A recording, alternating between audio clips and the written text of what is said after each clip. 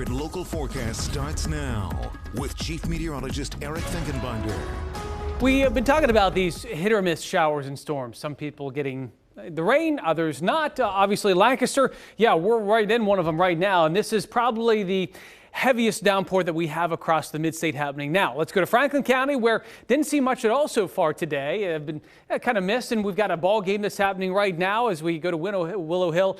It doesn't really look like there's much happening. And yes, much of Cumberland, Adams, Franklin, even York County, we're not seeing a whole lot. So this was the original line that just continues to weaken. As a matter of fact, it's now cooled into the 60s underneath the original line extending from Perry, Northern Dauphin, now up towards Schuylkill County. Lancaster, that's the one that we're showing that downpour, so let's go into that one. Not a severe thunderstorm warning at this time. Maybe some pea-sized hail if we're able to get underneath the strongest core of this, but really from Zook's Corner down to Lancaster, East Hempfield, getting a downpour, that's all lifting. So from Manheim, barely clipping Manheim, Lidditz, Ephrata, looks like we should be getting at least a little bit along the southern edge of Ephrata. Into Lebanon County, we're getting some. Cornwall, Schaeferstown, Lebanon, and you notice I'm certainly rooting for rain, and I am, knowing, again, what is going to be happening as we move into next week in the second half of June.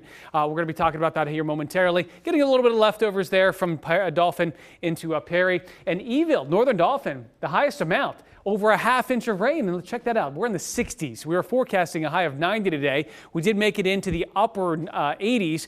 Now as we go outside to what is currently dry, quiet, and 70 degrees in Mechanicsburg, Ritter's True Value. So we've got this front will be moving through. Dry air then to fill in, less humid conditions, very comfortable for the weekend. But this is not necessarily the front we're seeing now. We could actually see another line, and that's what we're going to be watching. Could another line be developing and then get us again a little after sunset? So we could see some more development here later on this evening. Then we clear it out overnight. Let's show you what we have then moving into the weekend. I really like it. Highs in the lower 80s, low humidity. So this is preparation and perhaps just enjoying Father's Day weekend before. This is a persistent heat wave. This is just not, okay, let's get 3 or 4 days or maybe a week out of this. I mean, we're looking at mid to upper 90s. Even though 90s is on Monday, mid to upper 90s, Tuesday, Wednesday, Thursday, Friday. So it is going to be hot, but it's persistent. As a matter of fact, I want to show you, these are the longest stretch, the number of days of 90-degree heat that we have on record in the area. From July of 99, 93, 91, 1953, and 1901.